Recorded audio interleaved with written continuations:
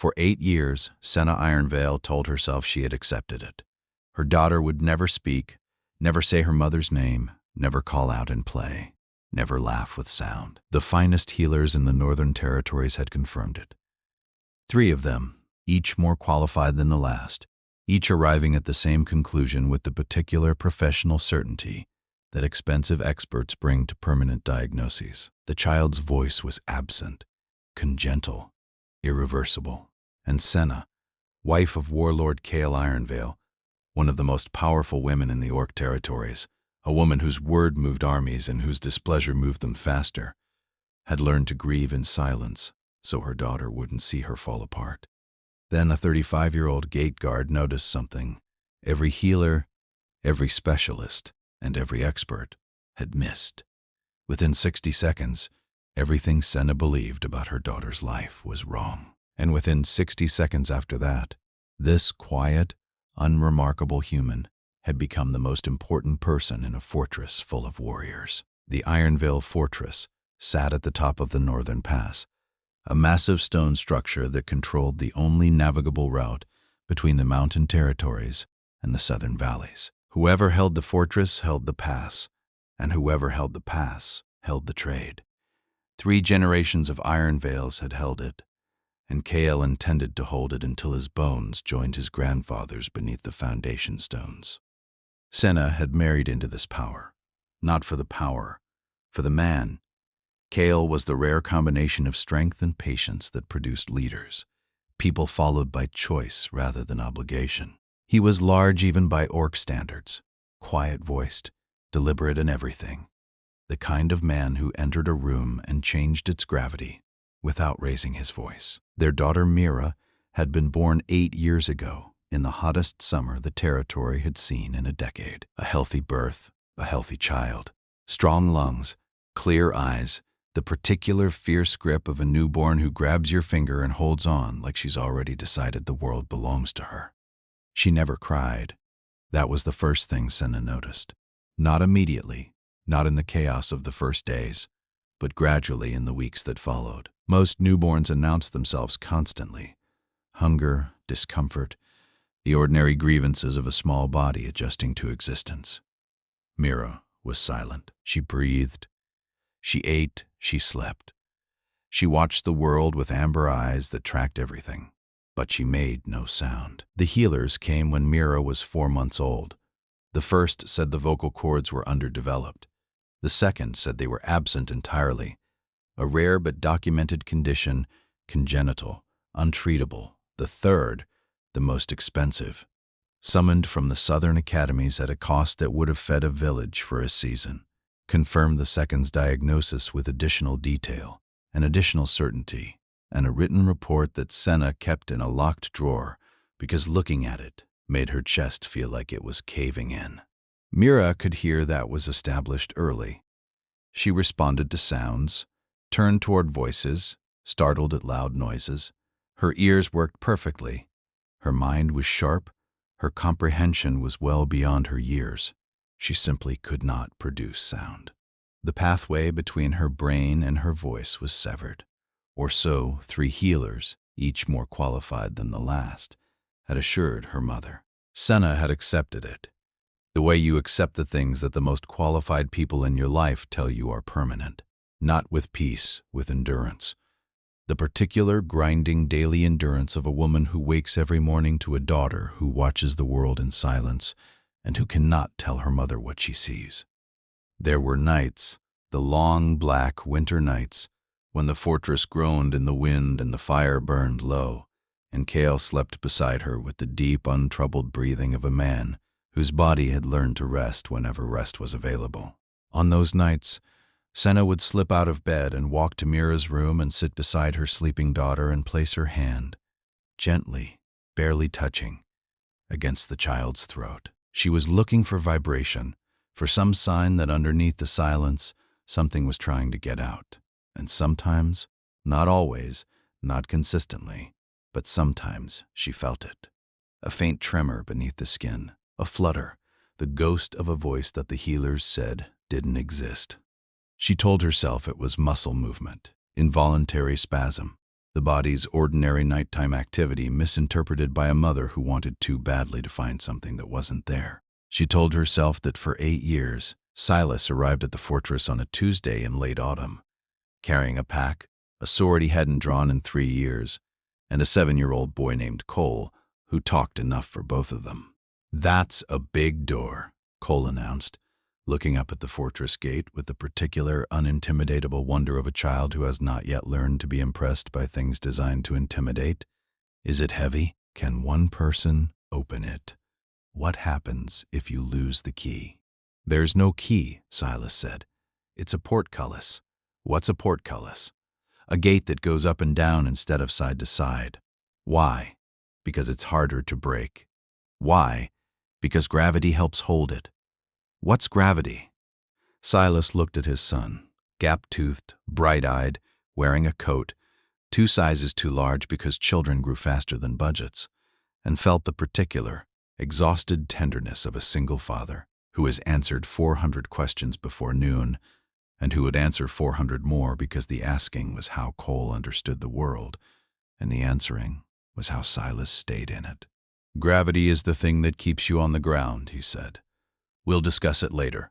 Right now, I need to talk to someone about work." The work was gate guard, the lowest position in the fortress hierarchy, standing at the entrance for 12-hour shifts, checking credentials, redirecting merchants, and maintaining the particular, visible presence that convinced potential troublemakers that the fortress was paying attention, even when most of it was asleep. It paid 3 copper marks a day. It wasn't glamorous. It wasn't close to what Silas had done before. The border patrols, the night operations, the particular, classified work that the military command referred to as forward assessment, and that Silas referred to, in the privacy of his own mind, as the years I don't talk about. But 3 coppers covered Cole's meals at the settlement school and the boots the boy needed before winter, and the room they rented above the tanner's shop that smelled permanently of chemicals but was warm and dry, and theirs. He had been a soldier, a good one, the particular, quiet kind of good that didn't seek recognition and didn't receive it, and was content with both. He had served 8 years on the northern border, learning things about combat and surveillance, and the particular invisible architecture of human orc conflict that most people in the settlements never needed to know. He had also learned during those 8 years about runes. The military used them extensively.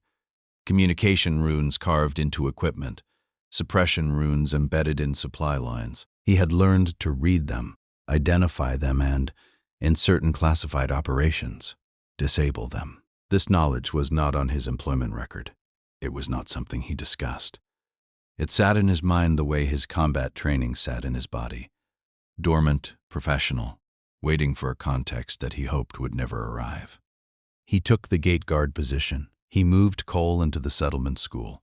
He stood at the fortress entrance for 12 hours a day and redirected merchants and checked credentials, and did not complain, because complaining required energy he was spending on his son, and because the work, however humble, was honest and steady and did not require him to hurt anyone.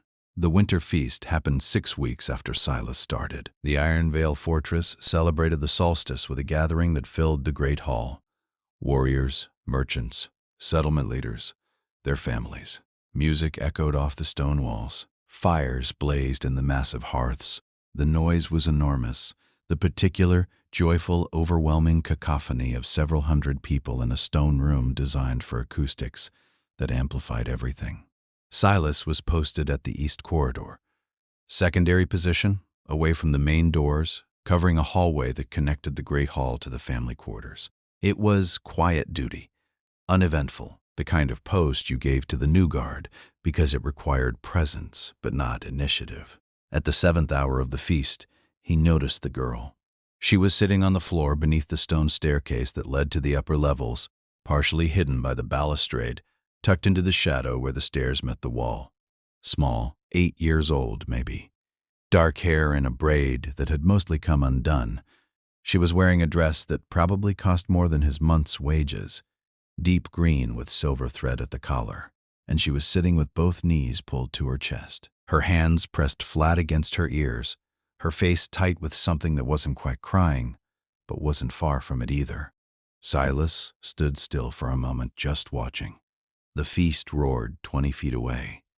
No one had noticed her. Servants moved past the corridor entrance without looking. Two warriors in formal dress walked by without breaking their conversation. A woman carrying a tray of drinks glanced into the corridor, registered nothing of interest, and continued. The girl was invisible. Not physically. She was right there, in plain sight, under the stairs.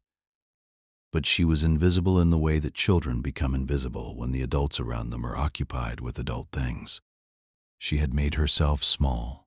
She had found the darkest corner. She was enduring the feast the way a person endures a thunderstorm, by making herself as compact as possible and waiting for it to pass. Silas walked over. He stopped, 6 feet away, far enough to be non-threatening, close enough to be seen. He crouched down, making himself smaller. He had learned that from Kael. Children don't respond well to adults who loom. "Hey," he said quietly. "You doing all right down there?" She didn't respond, didn't look up. Her hands stayed pressed against her ears. Her eyes were open, he could see that, and they were tracking. She wasn't zoned out. She wasn't in distress in a medical sense. She was simply not acknowledging him. He tried again, slightly louder. Nothing. He tilted his head and looked at her more carefully. She could hear. He was certain of that. Her body was responding to the feast noise. The hands over her ears were a reaction to sound, not an absence of it. She was being overwhelmed by sound, which meant she could perceive it, but she wasn't responding to his sound. His voice directed at her from 6 feet away was producing no reaction at all, not the deliberate ignoring of a child who doesn't want to talk. Something else, something he recognized from his years on the border, where the difference between a person who was choosing not to respond and a person who could not respond was sometimes the difference between a successful operation and a disaster. He reached for his belt. Slowly, deliberately, he unclipped his short sword, scabbard and all, and placed it on the ground beside him. Away from his body, visible, an unarmed man at child height. No threat, no authority, just presence. The movement caught her eye. She looked up, not at his face first, but at the sword on the ground, at the particular deliberate act of a man putting down his weapon before approaching a child. Her amber eyes tracked from the sword to his empty hands, to his face, and for one terrible second, her expression was pure animal relief, not fear dissolving, fear being replaced by something cautious and tentative and desperately, achingly hopeful. The face of a child who has spent 8 years trying to communicate with a world that cannot hear her, and who has just encountered someone who is, for the first time, communicating back in a language she can read. Silas raised both hands, palms open. He pointed to the patch on his shoulder, the Fortress Guard insignia. He mouthed the words, slowly, clearly. "I work here. Safe." Dick, past, double EAs, boss, rear eyes, and priceless. Laser beings tease. Priceless. She watched his mouth. She was reading his lips. She had learned to lip read, which meant she had been doing it for years, which meant her comprehension was intact, which meant the silence was not a cognitive issue. And that was when he saw it. He almost missed it. The lighting in the corridor was warm but indirect, and her braid covered most of her neck. But when she tilted her head slightly to get a better angle on his mouth, the braid shifted, and the collar of the green dress pulled away from her throat by half an inch. Silas saw something that made his entire body go still. There was a mark on her throat, not a scar, a mark, faint, barely visible, glowing with a dull luminescence, so subtle that it could have been mistaken for a shadow or a trick of the firelight. But the light caught it for just a second, and Silas had spent enough time around classified military suppression equipment, rune-carved restraints designed to silence prisoners during interrogation, communication blockers etched into throat guards, that his brain pattern-matched before his conscious mind could catch up. A rune on the throat of an 8-year-old girl, carved into the skin, healed over, glowing with the faint, almost imperceptible pulse of active suppression magic. He went very calm, the particular trained calm that arrived in his body when a situation required clarity above all else. Not cold, focused. Every irrelevant thought cleared from his mind like debris swept from a floor. He knew what the rune was. He had seen variations of it dozens of times in military operations. Voice suppression, designed to block the neural pathway between brain and vocal cords. In the field, it was used on captured scouts to prevent them from calling warnings. It was temporary, reversible, and, critically, it was not natural. Someone had put it there. Someone had carved a military-grade suppression rune into the throat of a child and left it there for 8 years. He found Senna in the great hall. She was standing near the high table with Kael, performing the particular practiced social role of a warlord's wife, greeting guests, managing conversations, maintaining the specific kind of visible authority that kept a fortress functioning during social events. Silas waited until she moved away from the group. He intercepted her near the corridor entrance with the particular respectful urgency of a man who understands chain of command and who is about to violate it for reasons that justify the violation. "Lady Ironveil, I need to speak with you. It's about your daughter." Senna's expression went through a rapid series of changes. Confusion, then concern, then the particular, controlled alertness of a mother whose child has been mentioned by a stranger. "What about my daughter?" "Not here." He looked at the crowded hall. "The corridor, please." She followed him, not because she trusted him, because the word daughter had been spoken with a weight that made ignoring it impossible. In the corridor under the stairs where Mira had been sitting, Silas told her. He told her quickly, clearly, without softening, because softening would waste time, and time had already been wasted. 8 years of it. "Your daughter is not mute," he said. "There is a suppression rune on her throat. Military grade. I've seen the same design used on prisoners in the border operations. It blocks the neural pathway between the brain and the vocal cords. It's not congenital. It's not natural. Someone carved it into her skin, and it has been active for years." Senna stared at him. "The vibration you feel when you touch her throat at night, that's the rune, not muscle spasm. The rune pulses when it's actively suppressing. Your daughter has been trying to speak for 8 years, and the rune has been stopping her." The silence that followed was not like other silences. It was the silence of a world restructuring itself. Every assumption, every accepted grief. Every night spent with her hand on her daughter's throat, feeling for a vibration she had been told was meaningless, rearranging into a new pattern that was devastating and hopeful and enraging in equal measure. Then, Senna screamed. Not a word, not a name. A sound, raw, primal. The particular annihilating cry of a mother who has just learned that her child's suffering was not fate but sabotage. 8 years of controlled grief detonating in a single moment. 8 years, she said. Her voice shook the corridor. Warriors at the hall entrance turned. Servants froze. 8 years I put my hand on her throat and felt it. 8 years the healers told me it was nothing. 8 years my daughter sat under staircases because she couldn't tell anyone she was frightened. She was shaking. The most powerful woman in the fortress, the wife of a warlord whose word moved armies, was shaking in a corridor because a gate guard had told her something that 3 healers and 8 years had not. "Who?" she said. The word was a blade. "Who put it there?" "I don't know yet," Silas said. "But I know what the rune looks like, and I know who in this fortress has the skill to carve it." That's a short list. Senna looked at him, at the gate guard, the lowest position in her husband's hierarchy, the man who had put his sword on the ground before approaching her daughter, the man who had noticed what every expert had missed because he had been trained to notice things that were designed to be invisible. "Find them," she said. "If this story already has you, if you felt a sword placed on the ground before a child, or 8 years I felt it and they told me it was nothing, drop your country in the comments. Hit join to see part 2 first. A super thanks keeps the room glowing.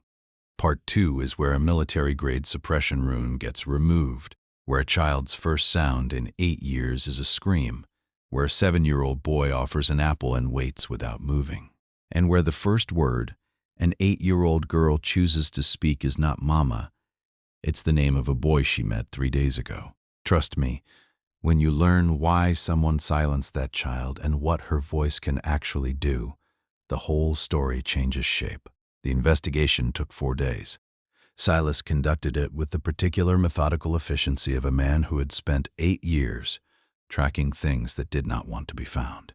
The rune on Mira's throat was military grade, a specific design used in border operations for prisoner suppression. It required 2 things to create: knowledge of the runic language, which was restricted to trained military inscribers, and physical access to the subject, which meant someone had touched Mira's throat long enough to carve the design into her skin. A child's skin. An infant's skin, most likely. The rune had been in place for 8 years, which meant it had been applied when Mira was weeks or months old. Silas made a list. Every person in the fortress with runic knowledge. Every person who had had unsupervised access to Mira as an infant. The overlap between those 2 lists was exactly 2 names. The first was Healer Aldara, the fortress's resident medical practitioner, a woman who had served the Ironvale family for 15 years and who had been the first to examine Mira's throat and declare the condition congenital. She had been trusted completely, the particular, unquestioned trust that families extend to the person who cares for their children's health. "Wow, you a bettened hand," said to Gruthfor the poet. "Wow, you a bettened hand," said to Gruthfor the poet.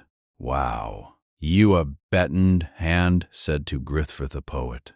"Wow, you a bettened hand," said to Gruthfor the poet.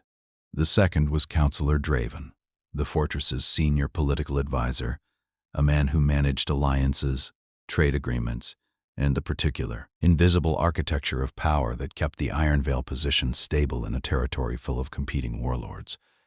He had served 3 generations of Ironvales.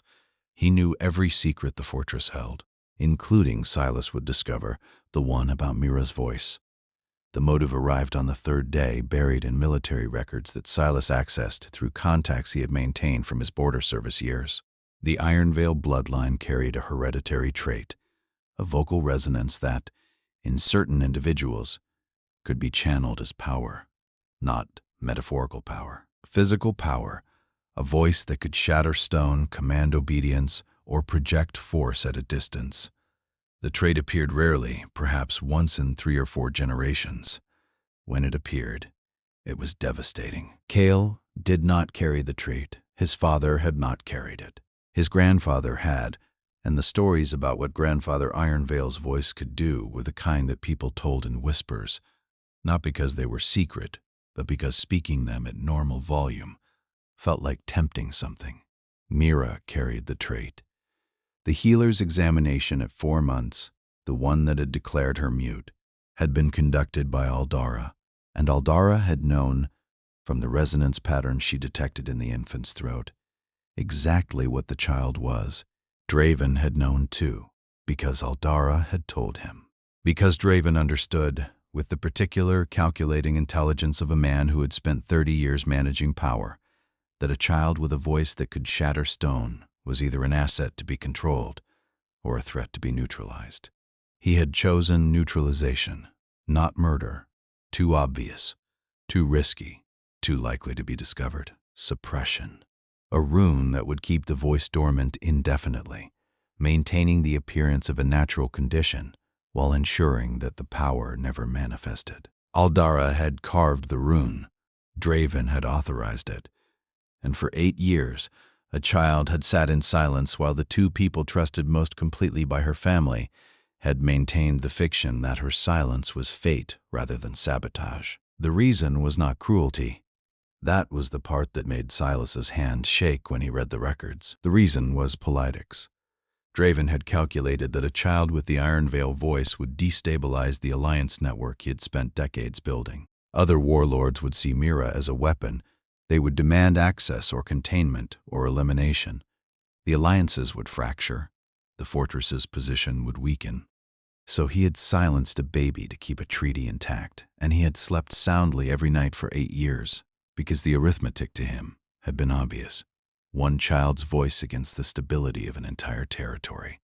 The numbers were clear. Silas sat in his small room above the tanner's shop and looked at the records and thought about numbers, about the particular devastating logic of men who measured children against treaties and found the treaties heavier, about the fact that 3 healers had examined Mira and none had found the rune, not because they weren't skilled, but because Aldara had guided each examination away from the throat, directing attention to the vocal cords, while the rune sat in plain sight beneath the skin. The most effective deceptions were not hidden. They were misdirected. Senna received the information in her private chamber. Silas presented it the way he had presented it to himself, clearly, completely, without softening. When he finished, Senna did not scream this time. She did something worse. She went completely still. The particular terrifying stillness of a woman whose fury has passed beyond expression and has become structural, embedded in the architecture of her body, informing every subsequent action, permanent. "Draven has been at my husband's table for 30 years, she said.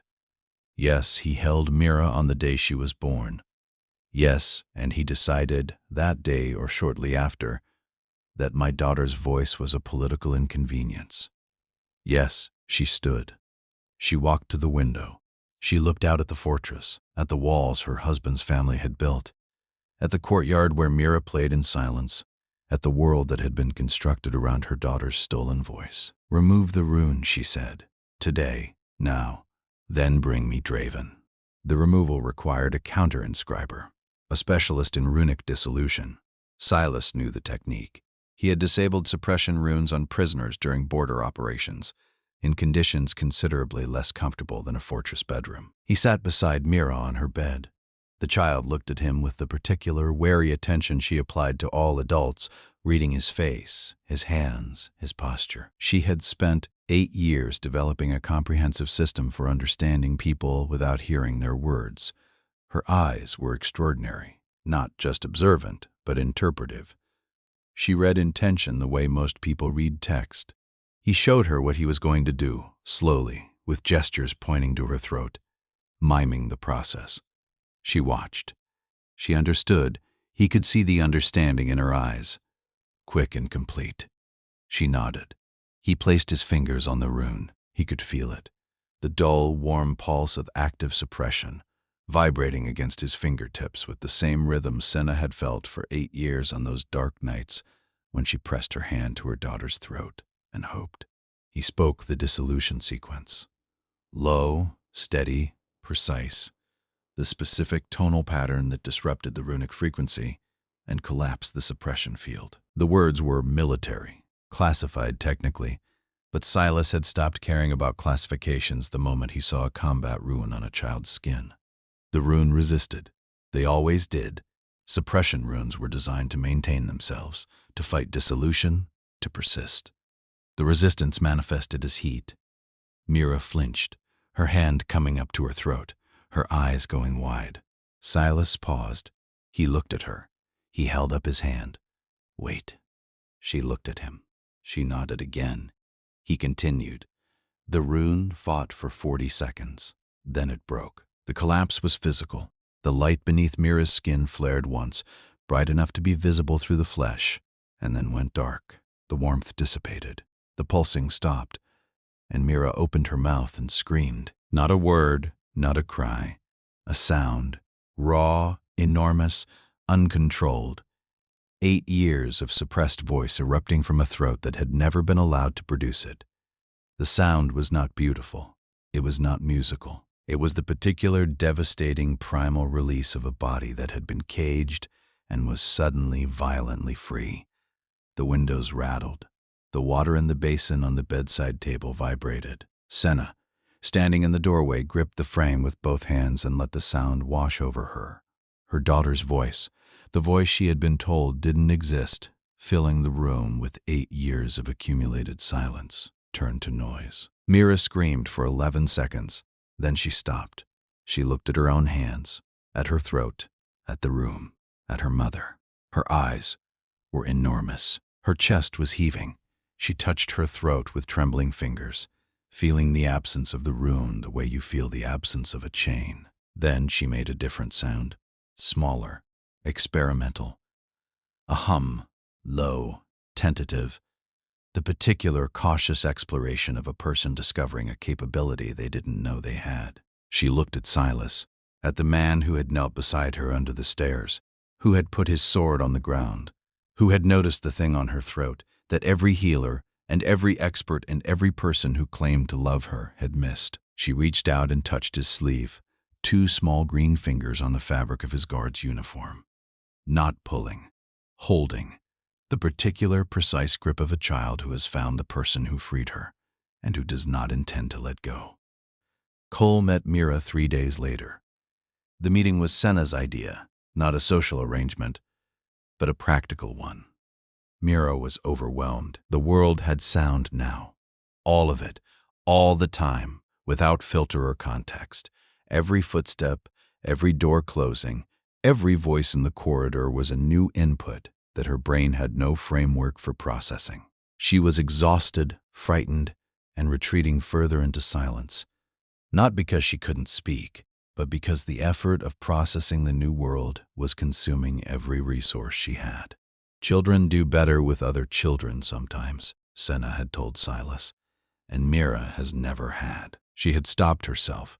The sentence she couldn't finish was, Mira has never had a friend. 8 years old, and she had never had a friend because friendship required communication, and communication required a voice she hadn't been allowed to use. Kael arrived at the fortress with his coat too large and his curiosity fully operational. "That's a big room," he announced, looking at the family quarters with the particular, unintimidatable assessment of a 7-year-old who evaluated spaces by their play potential rather than their economic value. "Is there an echo? Can we test the echo?" Mira was standing in the doorway, holding a stuffed cloth bear against her chest, watching the newcomer with the careful measuring expression she used for everything unfamiliar. Kael spotted her. He looked at her the way 7-year-olds look at other children, directly, without social calculation, with the pure assessment of a person who wants to know exactly one thing. "Can we play together?" He reached into his coat pocket and pulled out an apple, small, slightly bruised, the kind of apple a 7-year-old saves from lunch, because saving food is a habit learned from a father who counts coppers. He held it out toward Mira. "Here," he said. One word, no explanation, no context. Just an apple and a hand, and the particular simple economy of a child who understands that the fastest way to make a friend is to share something. Mira looked at the apple. She looked at Kael. She did not move. Kael waited. He didn't push the apple closer. He didn't withdraw it. He simply held it out and waited with the particular patient stillness that he had learned from his father. The stillness of a man who understood that trust could not be rushed, and that the person offering had to be willing to wait longer than the person deciding. 30 seconds, 40, a minute. Mira reached out and took the apple. Kael grinned, the full, gap-toothed, uncomplicated grin of a child who has accomplished his objective and who sees no reason to pretend otherwise. "I'm Kael," he said. "My dad works at the gate." Mira looked at him. She couldn't respond. Not yet. The voice was too new, too uncontrolled, too frightening in its sudden existence. But her eyes responded. Something shifted in them. The particular tentative light of a child who has spent 8 years alone in a world full of sound she couldn't answer, and who has just met someone who didn't seem to mind. Later, Silas would learn this from Senna, who had been watching from the corridor. Mira took Kael's hand. Not dramatically, not as a grand gesture. She simply reached over and put her hand in his, the way children do when they have decided that the person beside them belongs there. Kael looked down at their hands. He looked at his father, who was standing in the doorway with an expression that mixed surprise and something deeper that he didn't have a name for. "Her hand is cold," Kael said. Kael wrapped both of his hands around Mira's. He held on. She let him.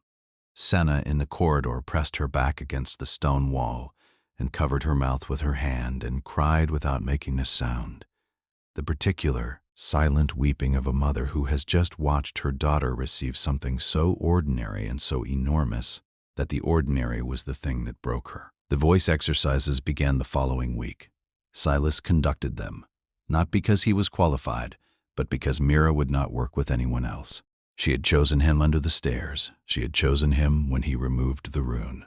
She had chosen him with the particular fierce selectivity of a child who has learned that most adults cannot be trusted, and who has identified the one who can. The technique was military, adapted from the communication training Silas had received during border operations. Controlled breathing, resonance, placement. The particular physical process of teaching a body to produce sound deliberately rather than reflexively. He placed his hand flat on Mira's chest. "Feel here," he said, speaking slowly so she could read his lips. "When you breathe in, this moves. When you push the air out, slow, controlled, you'll feel it vibrate." She breathed. She pushed. A sound came out, not a word, but a tone. Low, wavering, unsteady. The particular fragile sound of a voice being used for the first time with intention. Mira's eyes went wide. She looked at Silas. She looked at her own chest, where his hand rested. She breathed again, pushed again. The tone came. Steadier this time. Still rough, still new, but controlled. She smiled. The first smile Silas had seen from her.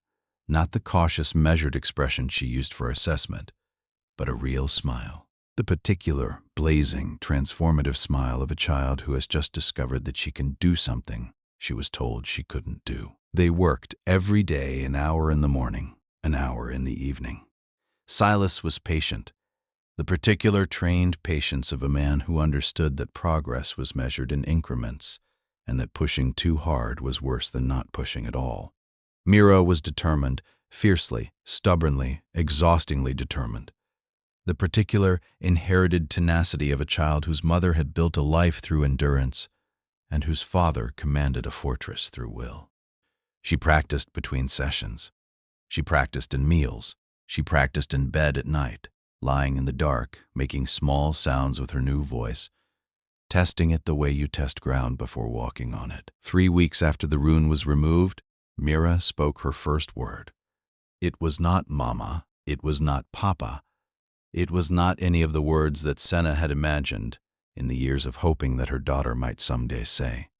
It was Kael, clear, deliberate, unmistakable. A single syllable, produced with the particular focused precision of a person who has been practicing in secret and who has chosen the most important word she knows and has saved her first clear speech for it. Kael was sitting beside her when she said it. He looked up from the wooden figures they'd been playing with. He looked at her. He looked at his father. "She said my name," he announced, with the particular satisfied certainty of a 7-year-old who considers this both remarkable and entirely expected. Senna was in the corridor. She heard it. Kael, clear as water, spoken by a voice that had been silent for 8 years. She leaned against the wall. She laughed and she cried, and she didn't try to separate the two, because they were the same thing, and had been the same thing since the night she first felt the vibration in her daughter's throat, and was told it was nothing. It was not nothing. It had never been nothing. It was a voice trapped behind a RUNE, waiting for someone to notice. If you're still here, if you felt an apple held out in a minute of waiting, or her hand is cold, let it warm up, or a first word that was a friend's name instead of mama, then part 3 is where the man who stole her voice faces what he did, where a 9-year-old girl teaches another silenced child to speak, and where a woman who commands armies says, "Did you sleep last night?" and a gate guard says no, and the single most honest conversation in the fortress happens in 3 sentences. Hit join. A super thanks keeps the RUNE broken. Trust me, when Mira says, "Mama, your voice is beautiful," the first full sentence, spoken to a woman who spent 8 years grieving in silence, you'll understand what this whole story was about. Draven was arrested on a Thursday morning. He did not resist. He stood in his study, the room where he had managed the Iron Veil alliances for 30 years, and watched Kael's guards enter with the particular resigned calm of a man who had been expecting this, and who had calculated, years ago, the probability of discovery and had decided the risk was acceptable. "The child's voice would have destroyed everything I built," he said. Not to Kael, who stood in the doorway with a face carved from granite. To Senna, who stood beside her husband with an expression that was worse than fury, worse because it was controlled, contained, directed. The particular focused rage of a woman who has had 4 days to process what was done to her daughter and who has moved past the screaming into something more dangerous. One voice, Draven continued, against 30 years of alliances, against the stability of every settlement in the northern pass. The other warlords would have seen her as a weapon. They would have demanded containment or elimination.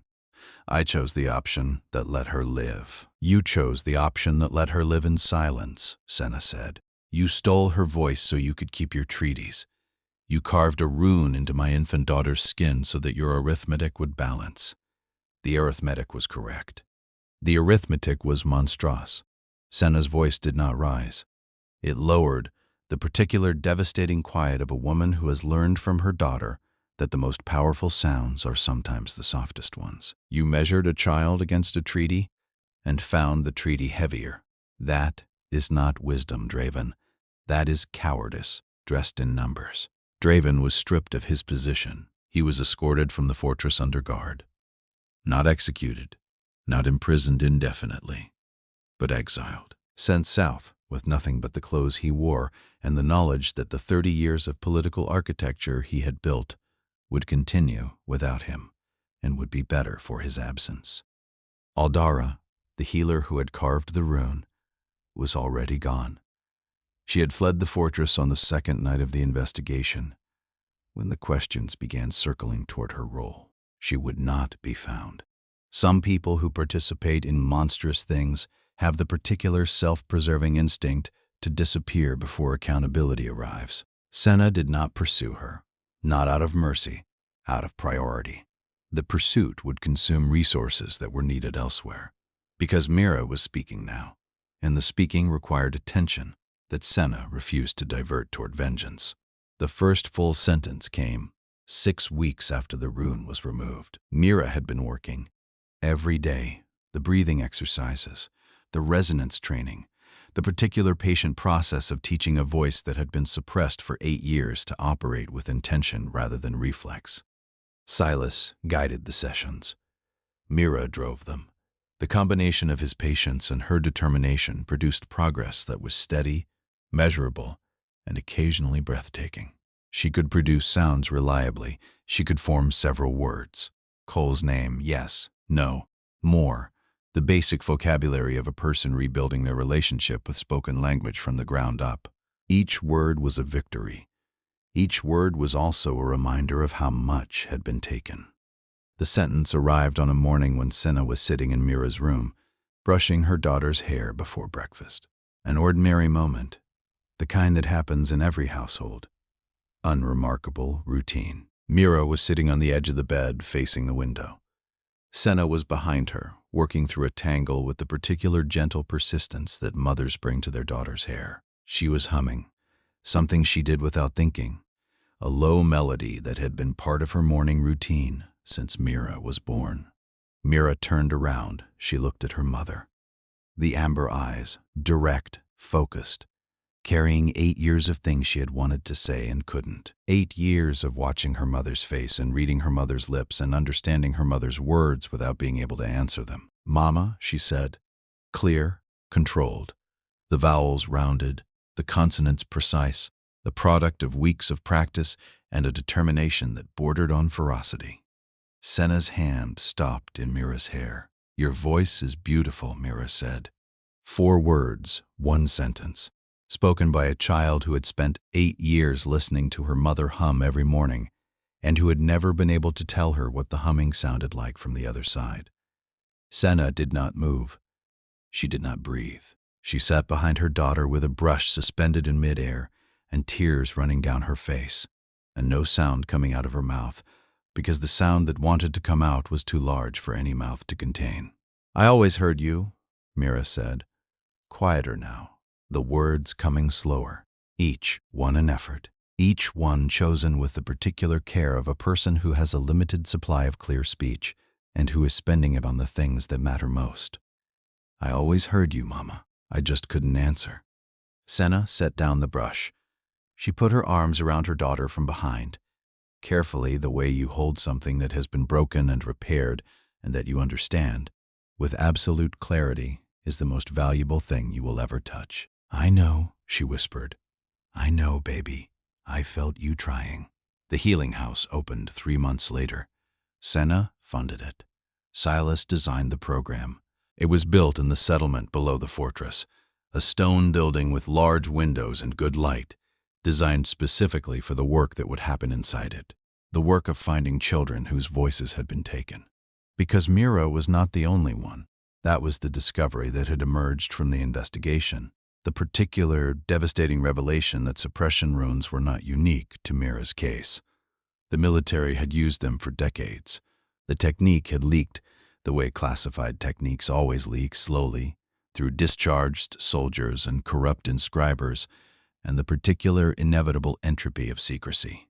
Runes designed for prisoner suppression had been adapted for other purposes, controlling inconvenient heirs, silencing witnesses, managing children whose abilities were considered threats. How many, nobody knew. The runes were designed to be invisible. The symptoms, mootness, selective communication disorders, were easily attributed to natural conditions. Healers who examined affected children would find nothing wrong because the rune was not a medical condition. It was a weapon masquerading as a diagnosis. "How many children are sitting under staircases right now?" Senna asked at the founding ceremony. "How many families have been told that silence is permanent? How many healers have looked at a rune and called it a birth defect because they weren't trained to see it? The healing house trained them to see it." Silas developed the identification protocol, the specific visual markers, the palpation technique, the questions to ask families about onset and progression that would distinguish natural muteness from runic suppression. The protocol was simple, it was teachable, and it was based entirely on one principle: look twice.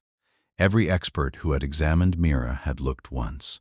They had seen a mute child, confirmed the diagnosis, and moved on. None of them had looked twice, had questioned the assumption, challenged the conclusion, considered the possibility that what they were seeing was not what they thought they were seeing. Silas had looked twice, not because he was smarter than the healers, not because he was more qualified, because he had been trained in a different context to notice things that were designed to be invisible, and because he had crouched down to a child's level and put his weapon on the ground and looked. That was the curriculum. Not medical technique, attention. The specific, deliberate, trained quality of attention that you bring to a person when you have decided that they are worth understanding, not just diagnosing. Kael came to Silas on an evening in early spring, when the snow was melting on the pass and the fortress was emerging from winter, with the particular, grudging optimism of a structure that has survived another season. The Warlord stood in the gate guard station, the small stone booth where Silas spent his 12-hour shifts. He looked around at the space, the narrow bench, the weapon rack, the single lamp, with the expression of a man who has never been inside this room and who is recalibrating his understanding of the person who occupies it. "You found my daughter's voice," Kael said. "I noticed a rune," Silas said. The voice was already there. The healers didn't see it. 3 of them, the best in the territory. They weren't looking for it. And you were? "I was looking at her. The rune was incidental. I was looking at a frightened child under a staircase and trying to understand why she was frightened. The rune was what I found when I looked closely enough." Kael was quiet for a moment, the particular evaluative silence of a man who commands a fortress and who is reassessing the value of the person standing in front of him. "You are more than a gate guard," Kael said. "Everyone is more than their post," Silas said. "That's not insight, that's arithmetic." Something shifted in Kael's expression. Not warmth, recognition. the particular grudging acknowledgement of a powerful man who has encountered someone who does not perform deference, and whose lack of performance is not disrespect, but simply the absence of pretense. "My daughter says your name," Kael said. "Not mine, not her mother's, yours and your son's. She chose you." "Children choose who they choose," Silas said. "It isn't something adults can direct." "No," Kael agreed. "It isn't." He looked at Silas for a long moment. "Stay, not as a gate guard. As whatever you are to my daughter, we'll find a title for it later." Senna found Silas on the wall walk. 3 nights later, the fortress was quiet, the particular deep quiet of a stone structure at rest, when the fires are banked and the guards are posted and the world has narrowed to the space between the walls. "Did you sleep last night?" she asked. The question stopped him, not the words, the specificity. "How are you?" would have been answered with "fine." "Did you sleep?" could not be answered with anything except the truth. "No," he said. "Why?" "Cole had a nightmare. Then I had one. Then it was morning." "What was yours about?" He was quiet for a moment. "The same thing it's always about, the border. The things I did there that I don't discuss." Senna leaned against the wall beside him. Not close, not far, the particular calibrated distance of a woman who is offering presence without imposing intimacy. "You noticed my daughter's rune because you were trained in a place where runes were used on people," she said. "The same skills that keep you awake at night are the skills that saved her. That doesn't make the nightmares pleasant. No, but it makes them useful. And sometimes useful is the best a hard thing can become." She looked at him. The amber eyes, the same eyes as her daughter's, carrying the same particular focused quality of attention that read people at a depth most people never reached. "You asked me if I slept," Silas said. "Nobody asks me that. Nobody asks me that either," Senna said. "That's why I know it's the right question." Kael died in the Autumn Border Campaign, a battle that history would record as a tactical victory, and that Senna would record as the day she became a widow and a warlord. Simultaneously, the fortress mourned. Senna governed. The particular grinding dual weight of grief and responsibility settled over her the way winter settles over the mountains, completely, unavoidably, with no regard for readiness. Silas stayed, not as a gate guard. That title had been abandoned months ago. Not as any particular title at all. He stayed as the person who conducted Mira's voice sessions every morning, and who checked the healing house protocols every afternoon, and who stood on the wall walk every evening, and who was, in every practical sense, part of the architecture of the fortress without appearing on any official diagram of it. The children decided that was how it happened.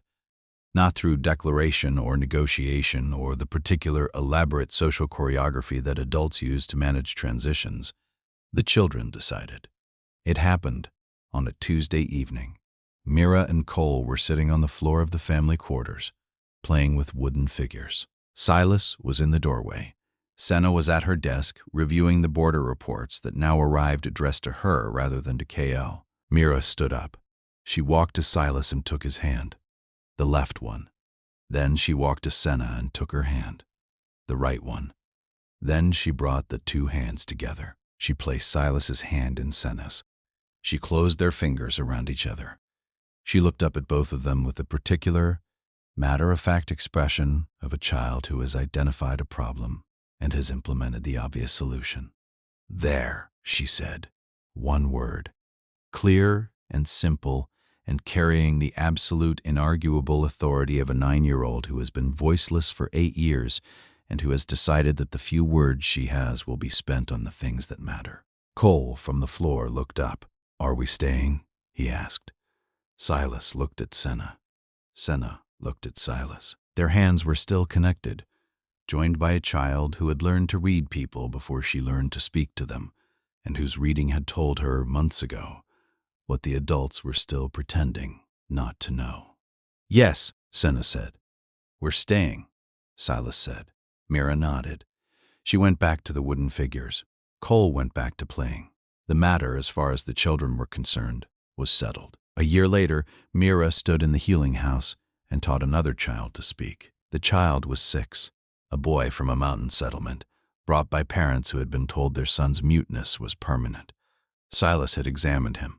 The rune was there, different design, same principle. Suppression, applied by someone with military training, for reasons that were still being investigated. The rune was removed. The boy could make sounds, rough, uncontrolled, frightening to him. The same trajectory Mira had traveled, the same terror of discovering a capability you didn't know you had. Mira sat beside him, 9 years old, upright, her cloth bear tucked under one arm. She still carried it everywhere. The particular enduring attachment of a child who has been through something and who keeps the comfort object as a reminder rather than a need. She placed her hand on the boy's chest. "Feel here," she said. Her voice was clear now, not perfect, not fluid, but clear. The particular hard-won clarity of a person who has earned every syllable through practice and determination. When you breathe in, this moves. When you push the air out, slow, controlled, you'll feel it vibrate. The same words Silas had said to her, the same technique, the same hand on the chest, the same patience. The boy breathed. He pushed. A sound came out, rough, wavering, new. Mira smiled, the particular blazing, transformative smile of a person who understands exactly what the other person is feeling because she has been there, and who knows, from the inside, from the experience of having been silenced and then freed, that the sound, however rough, is the beginning of everything. "Good," she said. One word, the same word Silas had given her. She passed it forward the way it had been passed to her, simply, without ceremony, carrying the full weight of what it meant. Silas stood in the doorway and watched his daughter, because that is what Mira had become. In every way that mattered, teach another child to find a voice that someone had stolen. He thought about the corridor, about the staircase, about a small girl with her hands over her ears, invisible in a room full of people. He thought about the decision he had made, not a dramatic decision, not a heroic one, the decision to crouch down, to put his weapon on the ground, to look at a frightened child and decide that she was worth looking at carefully. He thought about what Senna had said on the wall walk months ago, about asking the right question. He thought about Cole's apple, held out and waited on. He thought about Mira's first word, Cole, spoken not to her mother or her father, but to a gap-toothed 7-year-old who had offered fruit and waited without moving. He thought, she found me before I found her. In the sense that matters. She was sitting under those stairs, looking for someone who would look back. She had been looking for 8 years. I just happened to be paying attention. That was the thing about noticing it. It was not a talent, it was not a gift. It was a choice, the specific, deliberate daily choice to look at the person in front of you and decide that they were worth understanding, not diagnosing, not categorizing, not measuring against a treaty or a budget or a schedule. Understanding. Mira looked up from the boy and caught Silas's eye across the room. She smiled, not the full blazing smile, the smaller one, the private one, the one that said, "I see you too." He smiled back. Outside, the fortress stood in the spring light. Senna was on the wall walk reviewing trade agreements with the particular focused energy of a woman who had inherited a fortress and was running it better than anyone expected. Cole was in the settlement school, asking questions at a rate that his teacher had described diplomatically as enthusiastic. The healing house was full. 12 children this month, 47 since it opened. Each one a voice recovered, a silence undone. And in the room, a 9-year-old girl who had been mute for 8 years was teaching a 6-year-old boy to make his first sound, using a technique she had learned from a man who had learned it in a war, passing forward the particular extraordinary gift of being noticed, of being looked at carefully by someone who decided you were worth the looking. People are worth the attention, they always have been. Someone just has to keep choosing to notice. If this story stayed with you, If you felt a sword placed on the ground or a hand on a throat feeling for a vibration that wasn't nothing, or Cole, spoken as a first word by a girl who chose her friend's name before her mother's, or Mama, your voice is beautiful, said by a child who had been listening for 8 years. Share it today. Subscribe to Orc Girl Tales and hit the bell for more stories, where a gate guard sees what healers miss, where an apple held out and waited on becomes the beginning of everything, and where a child who couldn't speak teaches another child to find their voice. Tell us in the comments which moment: sword on the ground, the rune, 8 years I felt it, the scream, Cole's apple, her hand is cold, let it warm up, first word, Cole, Mama, your voice is beautiful, I always heard you, I just couldn't answer, Mira joining their hands, there, one word, teaching the next child. We read every single one. Thank you for being here. The voice was always there. Someone just had to notice. I'll see you in the next one.